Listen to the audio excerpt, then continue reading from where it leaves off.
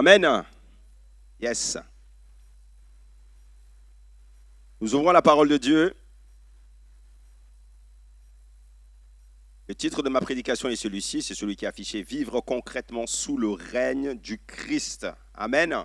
Et nous finissons notre temps de jeûne et prière ce matin.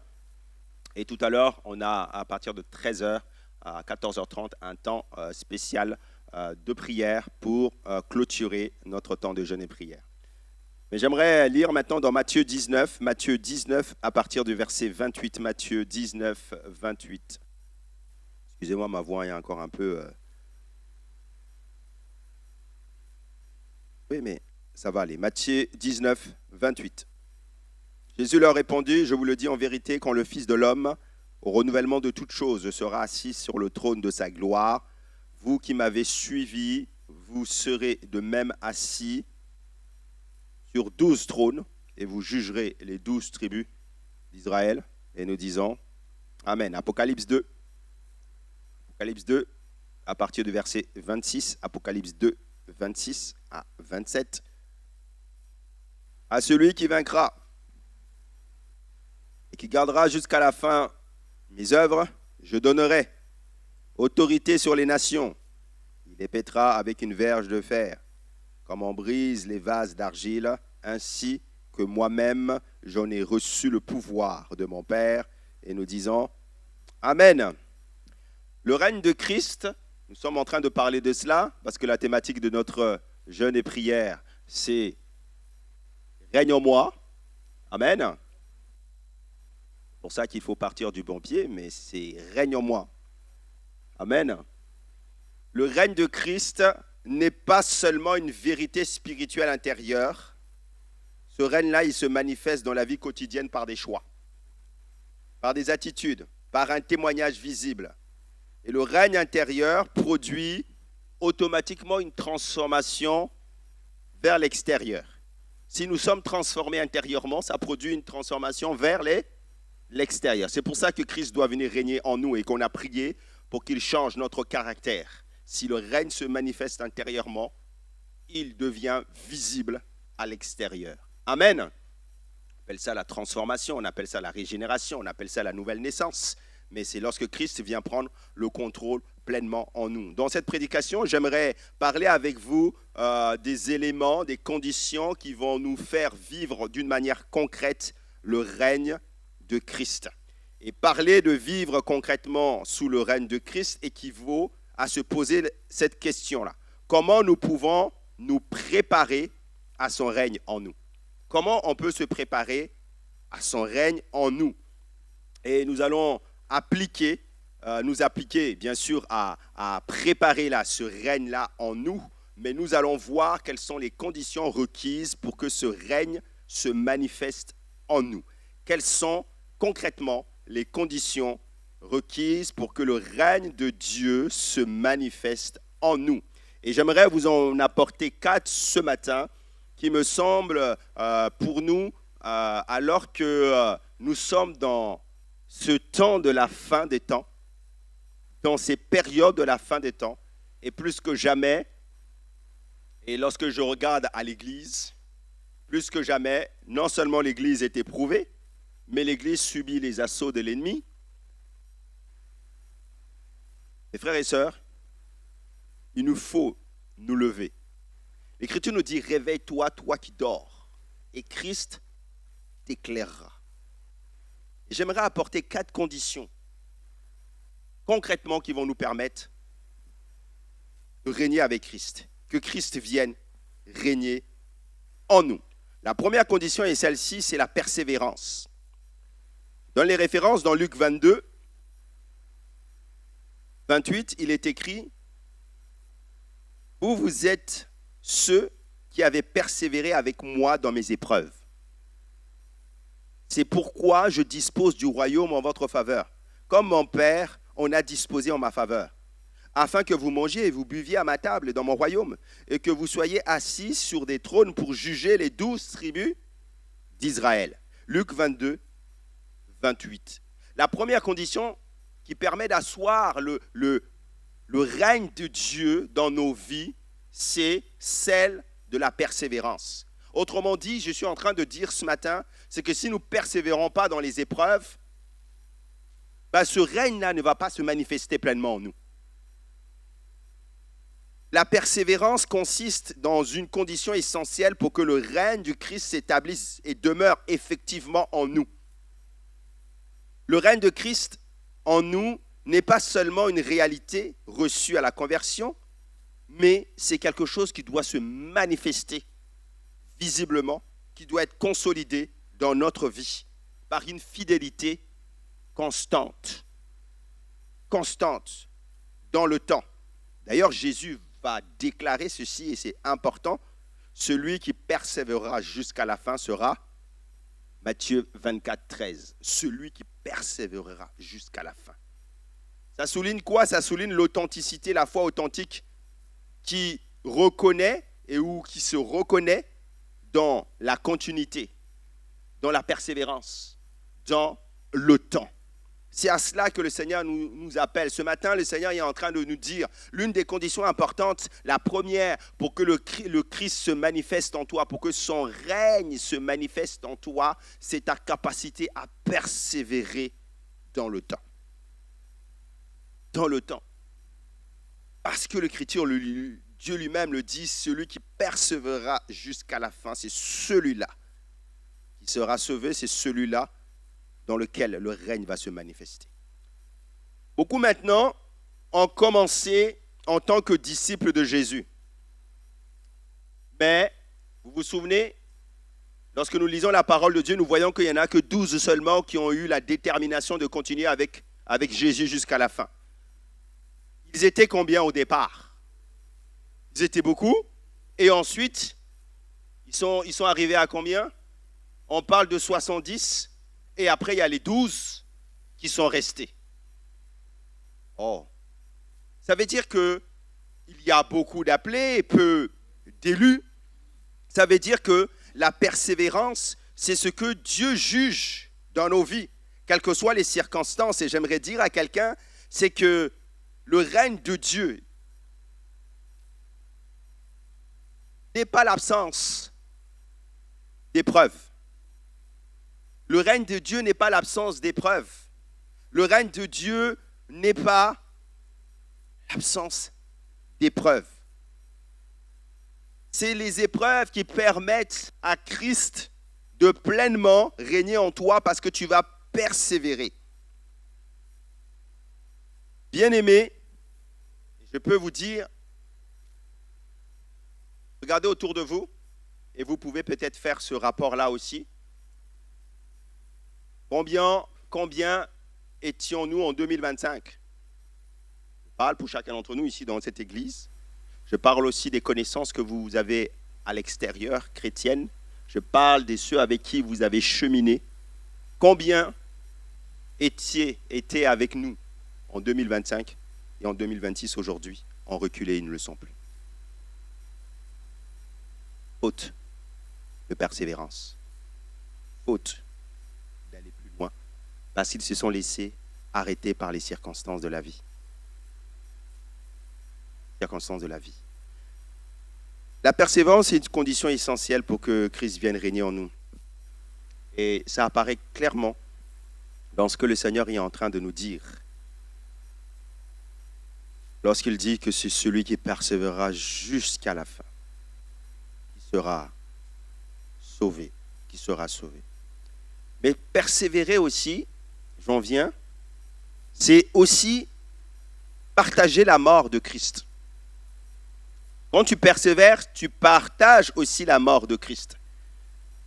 Je vous donne un texte dans 2 Timothée 2, à partir du verset 11, il est écrit, 2 Timothée 2, 11, « Si nous sommes morts avec lui, nous vivons aussi avec lui. Si nous persévérons, nous régnerons aussi avec lui. Si nous le renions, lui aussi nous reniera. » Très important de voir dans ce texte-là, le Seigneur Jésus, Paul, au travers Paul, parlait à Timothée et Paul liait la persévérance au règne et à la mort. Si nous sommes morts avec lui, nous vivons aussi avec lui. Et si nous persévérons, nous régnerons aussi avec lui. Donc là, il y a une corrélation entre la mort avec Christ, avec le fait de persévérer et de régner avec Jésus. Donc si nous voulons partager le rang le plus élevé, celui de régner avec Christ, nous devons d'abord partager aussi sa mort. Quand nous parlons de partager sa mort, nous parlons de mourir à certaines choses de notre vie. La Bible appelle cela la mort à soi-même. La Bible appelle cela le renoncement à certaines choses. Il y a des choses auxquelles tu dois renoncer si tu veux que Christ règne avec toi. Il y a des choses que tu dois renoncer si tu veux persévérer dans la voie qui s'ouvre devant toi avec le Christ.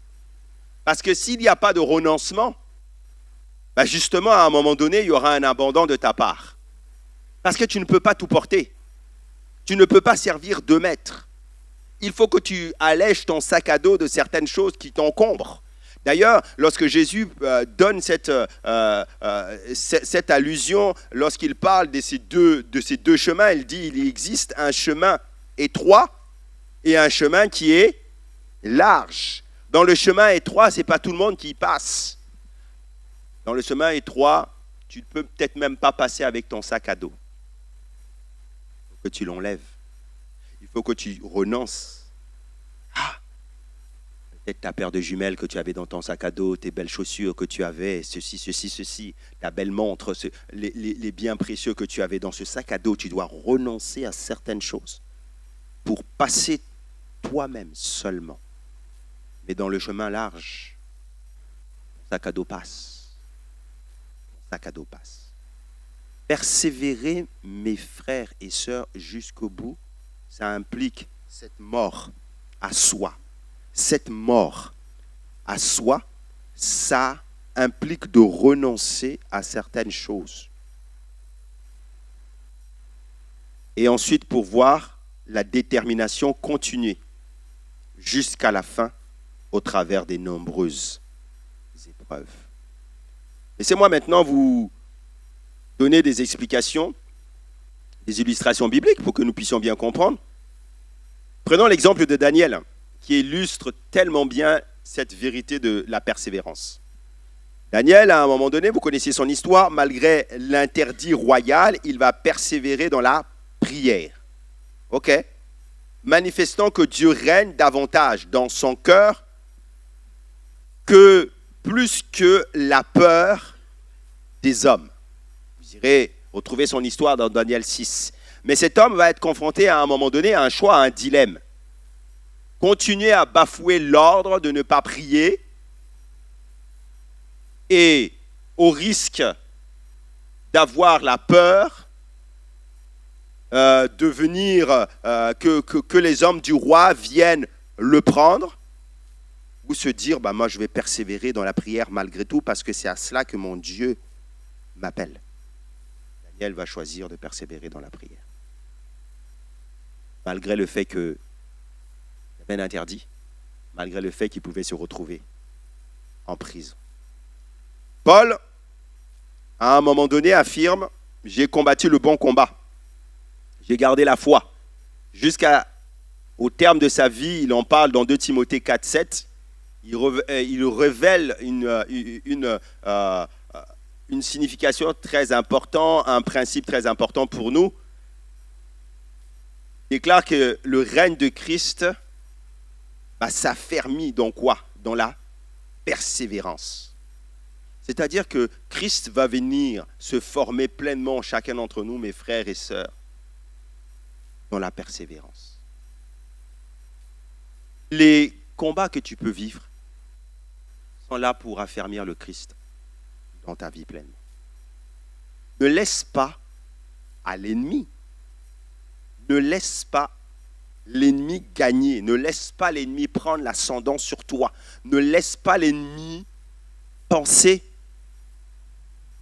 peut te faire vaciller. Parce que ce que tu vis est là pour t'inscrire dans une persévérance afin que le règne de Christ s'enracine en toi. Afin que le règne de Christ s'enracine en toi. Parce que c'est celui qui va jusqu'au bout.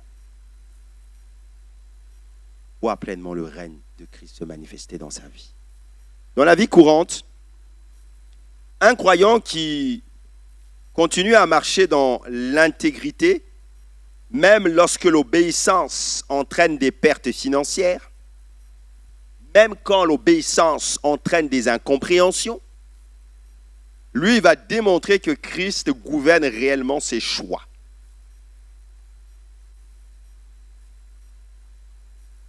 Et du coup, toi, tu ne seras plus à la merci, justement, des manigances de l'ennemi. C'est à ce moment-là que le règne de Christ va commencer à pleinement se manifester en toi. Donc, ça nous montre, mes frères et sœurs, que la persévérance n'est pas un effort légaliste, mais la preuve visible d'un règne intérieur authentique qui se manifeste après à l'extérieur. Donc, la première condition pour que ce règne-là puisse, le règne de Christ puisse se manifester pleinement en nous, c'est celui de persévérer. N'abandonne pas au premier accroc, à la première difficulté. Persévère, et Christ se manifestera dans ta vie. Amen. Deuxièmement, c'est notre indignité. Notre indignité et notre humilité. L'indignité et l'humilité. Dans Matthieu 5.3, la parole de Dieu nous dit « Heureux les pauvres en esprit, car le royaume des cieux est à eux. » Matthieu 5.5 nous dit « Heureux les débonnaires, car ils hériteront la terre. » Amen. Ils hériteront la terre. Donc, le sentiment d'indignité, le sentiment d'humilité où tu reconnais devant Dieu que tu es indigne, c'est un sentiment, mes frères et sœurs, que nous devons cultiver. Et ça constitue une condition fondamentale pour que le règne de Christ s'établisse réellement en nous. Reconnaître quoi? Reconnaître son indignité ne signifie pas nier la valeur que tu as. OK? Parce que Dieu accorde à l'homme des choses aussi. Donc ça ne veut pas dire que tu vas nier ce que tu es. Non. Mais tu vas admettre ta dépendance à Dieu. OK? Donc, ça ne va pas te déprécier, mais au contraire, tu vas admettre ta dépendance totale à la grâce de Dieu. D'ailleurs, dans Jean au chapitre 15, à partir du verset 5, il est écrit « Sans moi, vous ne pouvez rien faire. Sans moi, vous ne pouvez rien faire. » Donc, ce « sans moi, vous ne pouvez rien faire » ne déprécie en rien les dons, les qualités que Dieu t'a donnés, les talents que Dieu t'a donnés. Mais tu reconnais que ces talents, en réalité, sont mieux, sont efficients, vont à la perfection dès lors que toi, tu as une dépendance avec Dieu. Et reconnaître son indignité, c'est l'une des conditions lorsque nous sommes dans cet état d'humilité, parce que voilà pourquoi l'Écriture nous dit qu'il cherche un homme selon son cœur, parce que lorsqu'il trouve un homme selon son cœur, il vient régner dans la vie de cette personne-là. Et lorsque nous sommes dans cette condition d'humilité-là, le règne de Dieu vient se manifester. Parce que Dieu n'offre pas son royaume aux arrogants. Il n'offre pas non plus son royaume aux orgueilleux. Il n'offre pas non plus son royaume à ceux qui sont trop sûrs d'eux-mêmes. Il n'offre pas son royaume à ceux qui vont prendre la gloire. Pas son royaume à ceux comme Diotrephe qui aimaient les premières places. Il n'offre pas son royaume à ceux qui disent moi d'abord, mais seulement à ceux qui reconnaissent n'être absolument pas dignes de cet honneur. Quand Dieu te donne une promesse, par exemple, quand Dieu t'accorde ses grâces, ne te crois pas trop beau, trop meilleur que d'autres. Juste une grâce que Dieu te donne. Comme c'est une grâce, ce n'est pas à toi, c'est une faveur imméritée. Reconnais cette grâce-là en tant que telle, que toi tu n'es rien, mais que je puis tout par celui qui me fortifie. Alléluia. Donc l'humilité et l'indignité, c'est cette valeur, c'est cette condition qui va asseoir, deuxièmement, le règne de Dieu. Dieu ne vient pas régner dans une vie qui ne le reconnaît pas. Dieu ne vient pas régner dans une vie qui est arrogante. Parce que Dieu ne peut pas se servir des gens qui vont amener la lumière sur eux. Alléluia. Tout ce que nous faisons, c'est pour sa gloire à lui. Vous connaissez Anne, la mère de Samuel? Quelqu'un dit non? Anne, la mère de Samuel. Ceux qui ne connaissent pas l'histoire, vous irez lire dans 1 Samuel 2 à partir de verset 8. 1 Samuel 2, 8. Anne, la mère de Samuel, a déclaré dans son cantique triomphal ceci. De la poussière, il retire le pauvre. Du fumier, il relève l'indigent pour les faire asseoir avec les grands. Et leur donne en partage un trône de gloire, car à l'Éternel sont les colonnes de la terre, et c'est sur elle qu'il a posé le monde. Et nous disons Amen. Quelle est l'histoire de cette femme? Cette femme ne pouvait pas avoir d'enfant, elle était stérile, et chaque jour elle venait au temple, chaque année elle venait au temple à la même période et elle priait. Je ne sais pas combien d'années que ça a duré des années et des années. Et elle priait, elle faisait toujours la même prière, jusqu'au jour où dans sa prière, vous savez, elle va introduire une autre, l'action de grâce. Elle a parlé. L'enfant que tu me donneras, je vais le dédier à l'Éternel. Et à partir de ce moment-là, Dieu va entendre cette prière. Dieu va recueillir cette prière-là. Et l'année prochaine, l'enfant Samuel va naître. Et cet enfant sera dédié à Dieu, comme l'offrande, comme les prémices, comme le premier-né. Ce qui est important de comprendre, c'est que Anne, à chaque fois qu'elle allait au temple, elle était persécutée par sa coépouse, la coépouse de son mari, d'accord? Et elle était à chaque fois ridiculisée. Son cœur souffrait. Et restait dans cet état d'humilité devant Dieu à chaque fois, à prier, à reconnaître. Parce que bien des gens pouvaient lui dire, mais toi, pourquoi chaque année tu y vas? Même à un moment donné, même l'homme de Dieu l'a pris pour un... Ouais, comme si elle était sous. Franchement, il fera même pardonner des fois les hommes de Dieu. Mais franchement,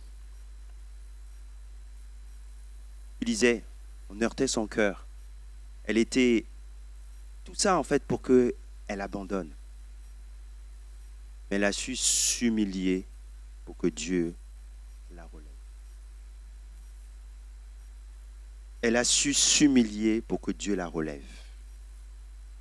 Mes frères et sœurs, c'est tellement important de comprendre ça parce que dans la génération dans laquelle nous sommes aujourd'hui, là, les gens n'acceptent pas trop l'humiliation. Comment il m'a parlé? C'est pas possible. Pasteur, t'as vu ça? Il n'a pas dû se dire ça. On n'accepte plus l'humiliation, on n'accepte plus certaines choses. Sauf que quand moi, je regarde ma parole, je revois la parole de Dieu, en réalité, alors que nous avons prié tout à l'heure pour le caractère, tout ça, en fait, participe à la volonté de Dieu dans notre vie.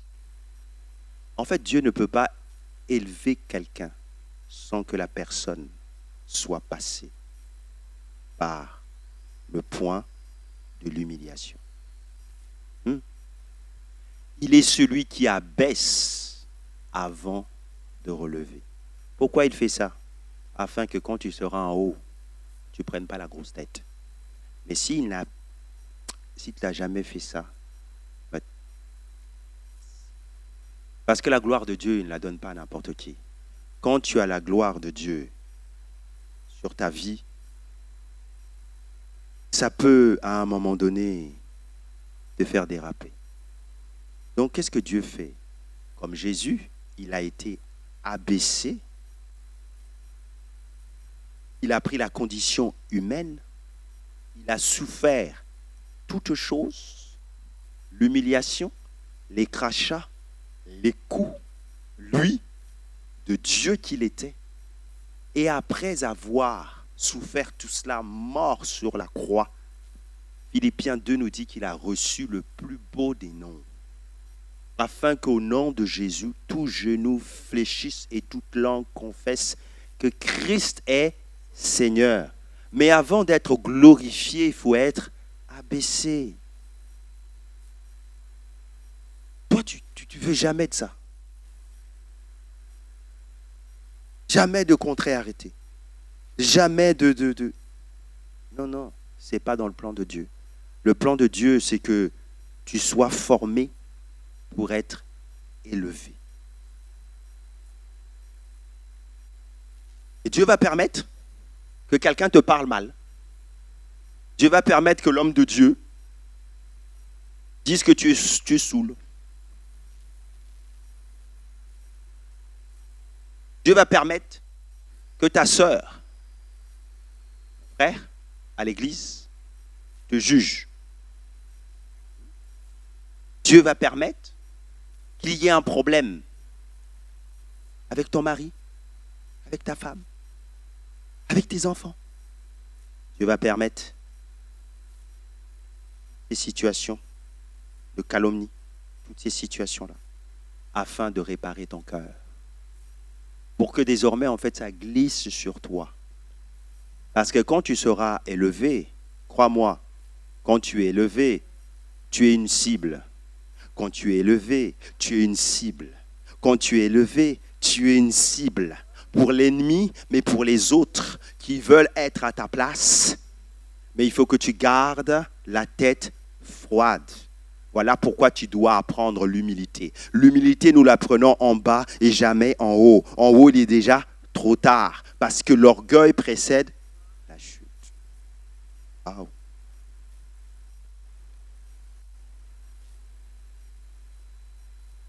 Connaissez la parabole du pharisien et du collecteur d'impôts? Vous irez la trouver dans Luc 18 à partir du verset 13. Luc 18 à partir du verset 13. Deux hommes montèrent au temple pour prier. L'un était pharisien, l'autre publicain. Le pharisien debout priait ainsi en lui-même. « Ô Dieu, je te rends grâce de ce que je ne suis pas comme le reste des hommes qui sont ravisseurs, injustes, adultères ou même comme ce publicain-là. »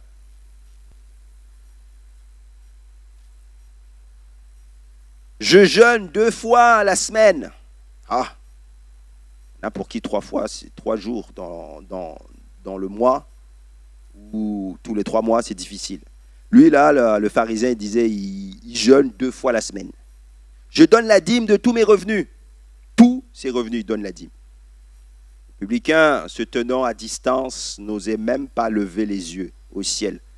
Parce qu'il dit, ouais, franchement, face à lui, là, c'est chaud, là. Il se frappait la poitrine en disant, « Ô Dieu, sois apaisé envers moi, qui suis qu'un pécheur. » Et Jésus comprit en disant au verset 14, je vous le dis, celui-ci descendit dans sa maison justifié plutôt que l'autre, car quiconque s'élève sera abaissé, et celui qui s'abaisse sera élevé. Voilà l'attitude que Jésus prône. Voilà l'attitude qui amène au règne du Christ dans notre vie. C'est lorsque nous nous abaissons, le Seigneur nous élève. Et toutes les fois où nous allons tenter de nous élever, toutes les fois où nous allons tenter de dire ah ben, je fais mieux qu'un tel, je fais mieux que ma sœur, je fais mieux que telle ou telle personne, je suis meilleur, ben, tu seras abaissé. Tu seras abaissé. Mais toutes les fois où tu vas reconnaître ton indignité, toutes les fois où tu vas pratiquer l'humilité, le Seigneur viendra te relever. Pourquoi? Parce que tout est de grâce. D'ailleurs, Dieu choisit souvent les choses faibles du monde pour confondre les grandes. Il choisit celles que l'on méprise. Il choisit celles que l'on méprise pour glorifier son nom. Il n'en a qu'à faire d'utiliser des gens qui ont déjà toutes les compétences. Non, il choisit des faibles personnes pour glorifier son nom. Par contre, dans ces personnes-là, elles doivent cultiver avant tout l'humilité, l'indignité, pour que le Seigneur puisse se servir d'eux. Est-ce que nous pouvons dire Amen à cela? Amen. Dans la vie courante, j'aimerais vous dire qu'une personne qui reconnaît ses limites accepte plus facilement la direction et la correction du Saint-Esprit. Quand tu reconnais tes limites, tu accepteras plus facilement la correction et la guidance du Saint-Esprit.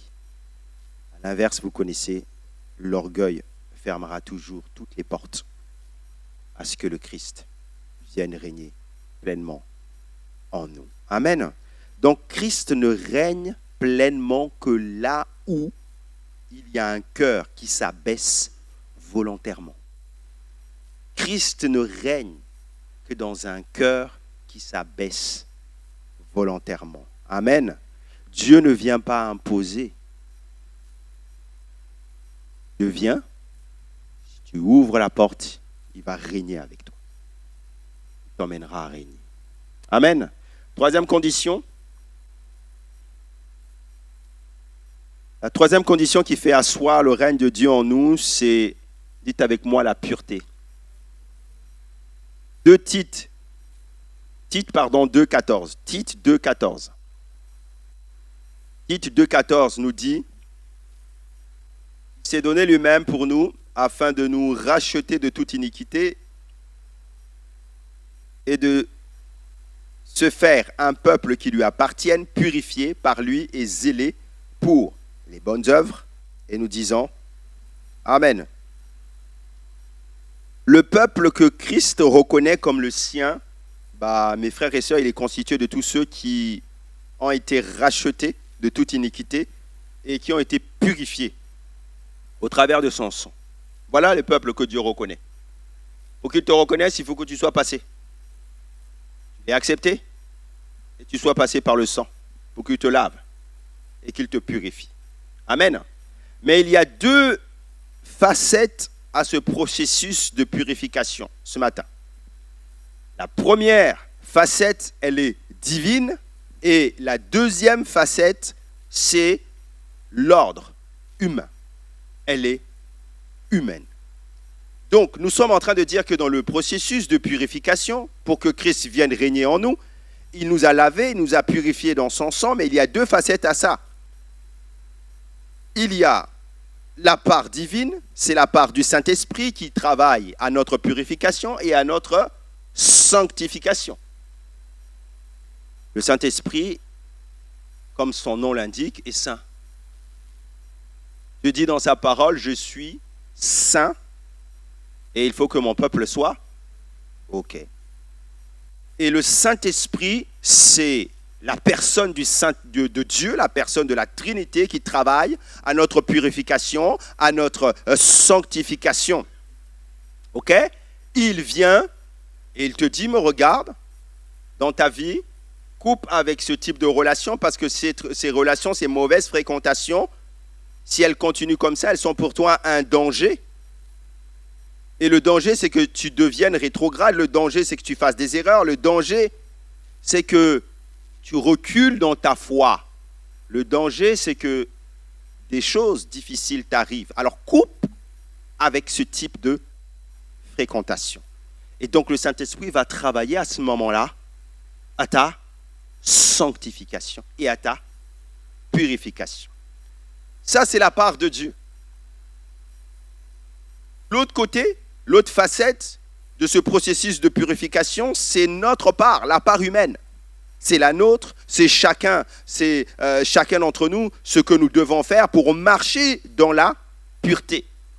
Dans 1 Jean 3, à partir des versets 3, l'Écriture nous dit « Quiconque a cette espérance en lui se purifie comme lui-même est pur. » Quiconque a cette espérance, l'espérance de Christ, en lui se purifie. Il se purifie comme lui-même est pur. Donc nous nous purifions parce que Dieu est pur. Et comme nous voulons marcher avec lui, et comme nous voulons qu'il vienne régner avec nous, et comme nous voulons régner avec lui, alors nous nous purifions. OK? Donc tu dois travailler à ta purification.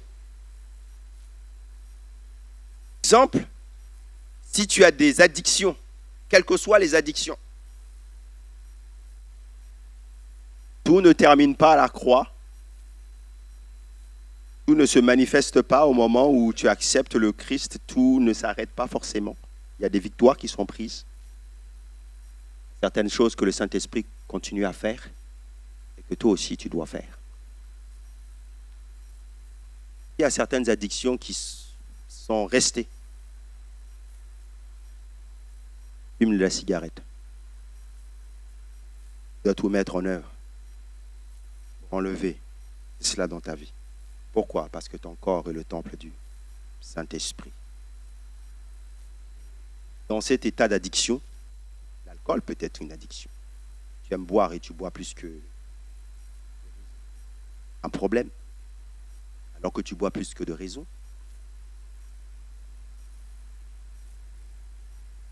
Puis le corps, le temple du Saint-Esprit.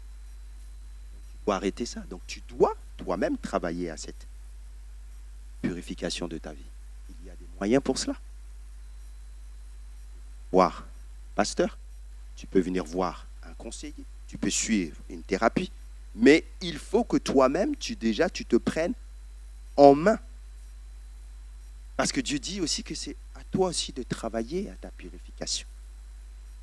Parce que nous régnons ensemble. Donc ne reste pas seul à te débattre avec cette situation-là. Il en est de même pour des questions d'ordre de péché ou d'autres. Il y a quelque chose avec lequel tu n'as pas encore surmonté, un péché que tu n'as, c'est plus fort que toi. C'est là. Tu dois travailler à cette sanctification, cette purification. Tu peux te faire suivre par un conseiller conjugal, par le pasteur, par telle ou telle personne. Mais le maître mot, c'est que ne reste pas seul. Il faut que Christ règne dans ta vie. Dieu donne les opportunités. Dieu tend la main pour que toi, tu puisses aller beaucoup plus loin. Amen. Et te débarrasser de certaines choses afin que tu sois rendu pur et irrépréhensible devant lui. Amen. Donc l'apôtre Paul, dans ce verset que nous avons lu tout à l'heure, parle de notre espoir d'être transformé à la ressemblance de Christ quand il reviendra. Il ajoute: quiconque a cette espérance en lui se purifie comme lui-même est pur. Et j'aimerais vous dire que Christ ne purifiera pas ceux qui n'ont pas besoin, qui se disent qu'ils n'ont pas besoin. Ils n'ont pas besoin, parce que Dieu, lui, il a fait sa part, et c'est à nous aussi de faire notre part. Dans 1 Pierre 1, 22, 1 Pierre 1, 22, il est écrit: ayant purifié vos âmes en obéissance à la vérité, pour avoir un amour fraternel sincère, aimez-vous ardemment les uns les autres de tout votre cœur. Et nous disons Amen. Ça souligne simplement que nous devons purifier nos âmes en obéissance à la vérité. En obéissance à la vérité. C'est parce que nous aimons Dieu. Nous faisons cet effort-là. Okay? De nous purifier. Quand je parle de purification aussi, il est question aussi de purifier notre bouche. Sort de notre bouche. Et purifier aussi nos pensées. Vous savez que c'est dans nos pensées que l'ennemi attaque, et on a parlé des forteresses. Ces forteresses-là, ces pensées-là, qui emmènent la consommation du péché. Et donc, il faut se revêtir du casque du salut, comme l'Écriture nous dit, afin de protéger nos pensées. Si nos pensées sont protégées, elles ne vont pas sortir par la bouche pour détruire, et elles ne sortiront pas dans notre corps pour être consommées dans le péché. Comprenez? Donc, Romains 12 nous dit: soyez transformés dans le renouvellement de votre intelligence. Protège ta mentalité, tes pensées, parce que c'est là que l'ennemi attaque. Et c'est là où l'ennemi vient mettre des choses afin que Christ ne vienne pas régner pleinement dans ta vie. Ni avec cette dernière condition. Cette dernière condition, c'est l'amour de la vérité. L'amour de la vérité. Persévérance, indignité, humilité. Ensuite, purification et l'amour de la vérité. Vous savez que c'est par la séduction que Satan a induit Adam et Ève en erreur et en rébellion contre Dieu. OK? Et dans Apocalypse 12, 9, il est écrit, Apocalypse 12, 9, notez cette référence, « Il fut précipité le grand dragon, le serpent ancien, appelé le diable et Satan, celui qui séduit toute la terre. Il fut précipité sur la terre et ses anges furent précipités avec lui. » Satan, il est appelé le serpent ancien et c'est lui qui séduit toute la terre. C'est lui qui séduit toute la terre. Je donne un autre verset dans 2 Thessaloniciens, chapitre 2, à partir du verset 9. Il est question de l'apparition de cet impie. L'apparition de cet impie se fera par la puissance de Satan avec toutes sortes de miracles, de signes et de prodiges mensongers et avec toutes les séductions de l'iniquité pour ceux qui périssent parce qu'ils n'ont pas reçu l'amour de la vérité pour être sauvés. Et donc, Paul, dans ces versets, dans ce que nous avons lu ensemble, va avertir que cette tactique du diable va trouver véritablement son apogée, vous connaissez, dans l'Antichrist, qui va séduire tous ceux qui n'ont pas reçu l'amour de la vérité. Et c'est là où je voulais en venir. C'est que l'ennemi va séduire tous ceux qui ne chérissent pas l'amour de la vérité. Donc, important pour nous, mes frères et sœurs, de garder l'amour de la vérité. Parce que l'ennemi, aujourd'hui, c'est ce qu'il va faire. Il va séduire tous ceux qui ne chérissent pas la vérité. Il va faire vaciller tous ceux dont la vérité n'est pas mise au pinacle, en haut. L'amour de la vérité, ça consiste en quoi? Ça consiste à obéir à la parole de Dieu, au commandement de Dieu, à l'enseignement de Dieu. Mais ça ne se limite pas seulement à cela, ça ne se limite pas seulement à lire sa Bible, ça ne se limite pas seulement à avoir un culte personnel chaque jour avec Dieu, ça ne se limite pas seulement à toute l'orthodoxie chrétienne. Non, ça va au-delà de ça. C'est un engagement total de chaque jour. C'est un engagement total de chaque jour. C'est à l'église comme à l'extérieur. Peut-être que certains vont se dire seulement que l'amour de la vérité, c'est seulement que quand tu viens à l'église. Non, c'est à l'église comme à l'extérieur. Parce que ici, tu peux venir à l'église et peut-être mettre un masque. Là-bas, oui, ton meilleur maquillage, oui. Mais là-bas, à l'extérieur, t'es tout autre. T'es tout autre.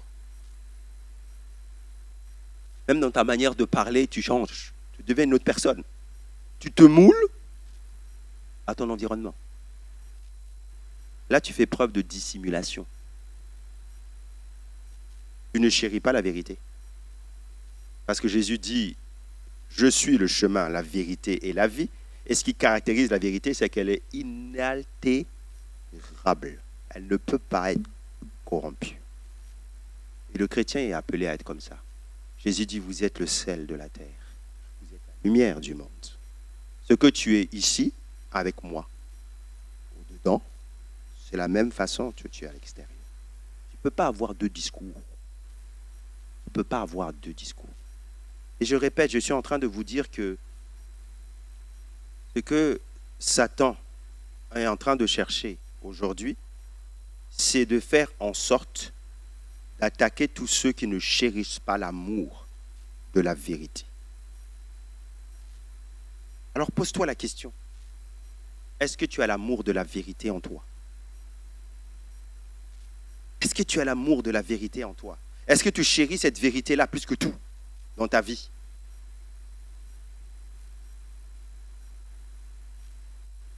Ou est-ce que des fois c'est tellement facile de faire des compromis? Est-ce que des fois c'est tellement facile de faire des grands écarts? que quelquefois, ce n'est pas tellement facile de tromper, de mentir. Parce que des fois, ce n'est pas tellement facile de faire telle ou telle chose.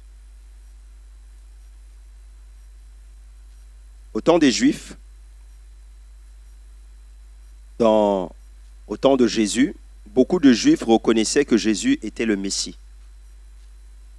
Quand Jésus était là, dans la Palestine, beaucoup de Juifs reconnaissaient que Jésus était le Messie. Mais, écoutez-moi bien, par crainte des autorités religieuses, ils ne le reconnaissaient pas publiquement. Dans Jean 12, 43, il est écrit qu'ils aimèrent la gloire des hommes plus que la gloire de Dieu. Et c'est là où je m'en viens avec toi ce matin. Alors que ces Juifs-là savaient très bien que Jésus, ils le reconnaissaient dans leur fort intérieur, dans leur cœur. Jésus était le Messie, mais publiquement, ils ne le disaient pas. Publiquement, ils ne le disaient pas. Ça, c'est l'essence des gens qui ont un problème avec l'amour de la vérité. C'est des gens qui ne chérissent pas la vérité. Et la question que nous devons tous nous poser, et je vais bientôt terminer, c'est que qu'est-ce qui importe pour moi le plus? L'approbation de Dieu ou celle des hommes? L'approbation de Dieu ou celle des hommes? Parce qu'on peut dire, oui, j'aime Dieu dans mon cœur, mais devant les gens, tu ne montres pas que tu aimes Dieu. Je viens te dire que là, il y a un problème. Et que l'amour de la vérité, là, pas trop consolidé dans ta vie. Tu aimes Dieu, mais en public, tu ne prends jamais position pour Dieu. On te pose la question, et toi, qu'est-ce que tu en penses là, parce que par rapport à Dieu? Bon, tu sais, moi, oui, c'est personnel, hein, tu sais. Là, on t'a posé la question, tu peux répondre. Mais est-ce que l'amour de la vérité est en toi?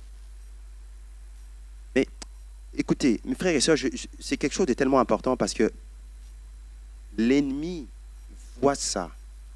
C'est-à-dire qu'il y a des attaques, il y a des oppositions, il y a des situations que tu vas vivre seulement parce que ton positionnement n'est pas bon.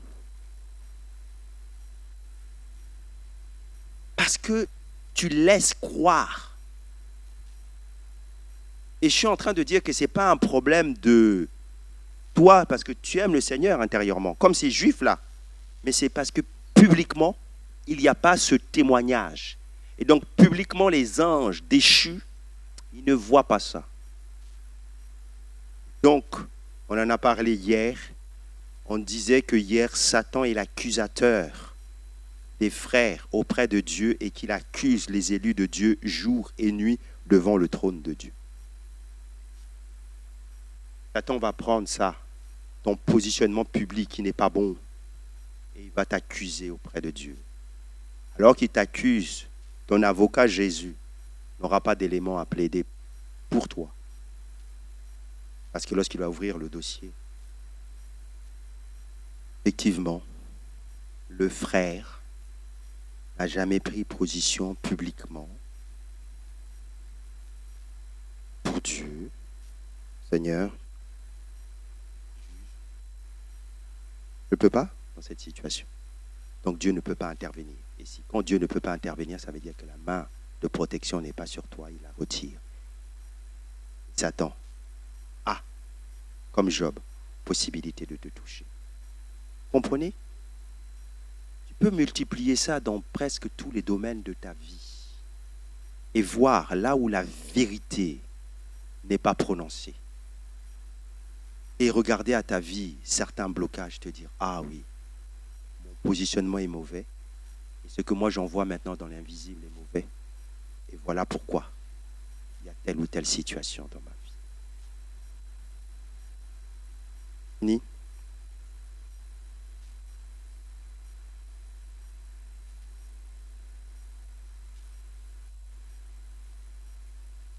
La vérité ne s'obtient pas à un bas prix, mes frères et sœurs. Dans Proverbe 23, 23, il est écrit 23, 23 Proverbe, acquiert la vérité et ne la vend pas.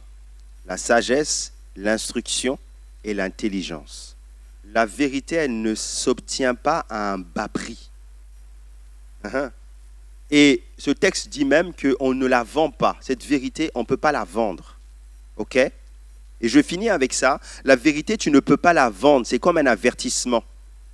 Parce que nous pouvons être tentés d'acquérir de la popularité au prix de la vérité.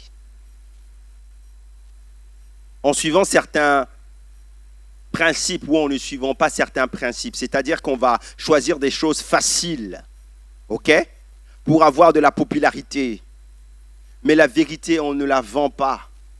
La vérité, elle ne s'obtient pas à un bas prix. La vérité reste la vérité. Pour avoir de la popularité, pour avoir le nombre, on peut changer de discours. Demain, on peut se dire qu'on va prêcher l'évangile de la prospérité. Croyez-moi, rapidement, on va être 2000, 3000. Parce que c'est ça que les gens aiment entendre. Ils n'aiment pas entendre la vérité. Demain, ici dans cette église, on peut commencer à prêcher un évangile facile, où on va simplement dire que venez et vous serez bénis. Venez et vous allez voir vos vies. Vous allez devenir des champions. Vous allez réussir. Et tout lieu que foulera la plante de vos pieds, Dieu va vous le donner en héritage. On va maquiller. Les gens vont venir en grand nombre.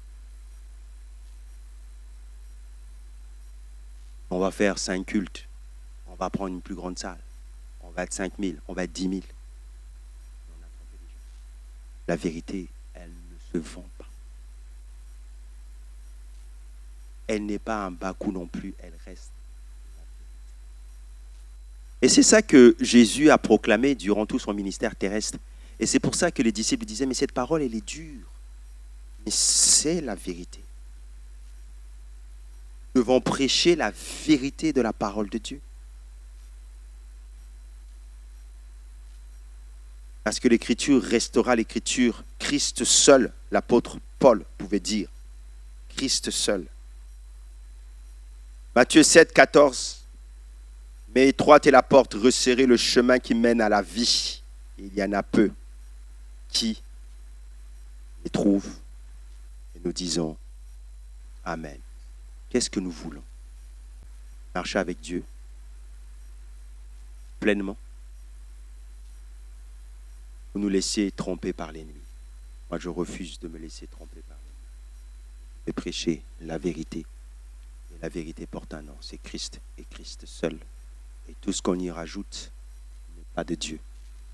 Plaise à Dieu de nous conduire et que son règne se manifeste pleinement dans notre vie. Et nous disons Amen. Est-ce qu'on peut incliner nos fronts? Nous allons prier ensemble.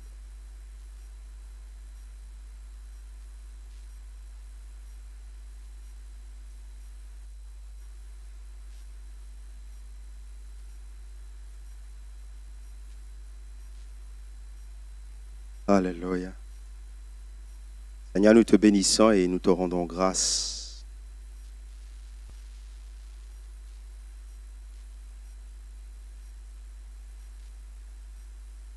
Parce que ta parole, c'est celle qui édifie nos vies. Nous voulons vivre concrètement sous ton règne. Je vais prier, Seigneur, ce matin pour mes frères et sœurs, pour mes amis bien-aimés ici présents, afin que tu donnes à tout un chacun la force de mettre dans sa vie ces 4 conditions que nous avons partagées ensemble. Saint-Esprit, merci de montrer les domaines qu'il faut encore améliorer. Et nous voulons te demander ton aide pour accomplir ces changements que tu exiges. Parce que nous savons que c'est de cette manière que nous allons pouvoir faire de cette année une année d'avancement, de croissance, d'accomplissement. Seigneur, donne de la persévérance à tout un chacun. Donne cette posture d'humilité pour vivre le règne. Donne, Seigneur mon Dieu, de travailler dans cette purification de nos vies. Donne aussi la recherche de l'amour, de la vérité. Je prie, Seigneur, pour que tout ce qui combat chacun ici présentement, qui combat ces conditions dans nos vies et qui empêchent le règne de Dieu, le règne de Christ de se manifester, que tout cela soit détruit dans le nom de Jésus. Seigneur, merci parce que tu libères ton peuple. Alors que je prie ce matin, Seigneur mon Dieu, je proclame une onction de libération, une onction de guérison. Tel est écrit dans ta parole que tu es venu pour libérer les captifs. Quelle que soit, Seigneur mon Dieu, la personne qui lutte avec sa chair, qui lutte avec des circonstances, qui lutte avec des éléments dont il n'arrive pas à triompher. Père, je prie pour que ton onction libère à cet instant.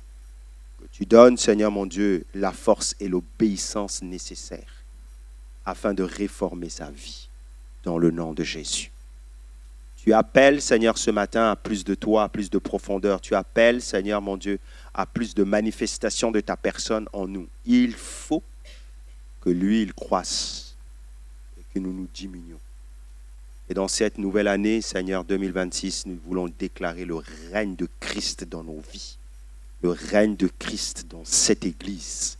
Il faut que tu croisses et que nous diminuions dans le nom de Jésus. Restons un petit peu dans le recueillement avant que nous puissions terminer. Parlez à Dieu, apportez à Dieu votre cœur et proclamez le règne de Christ en vous.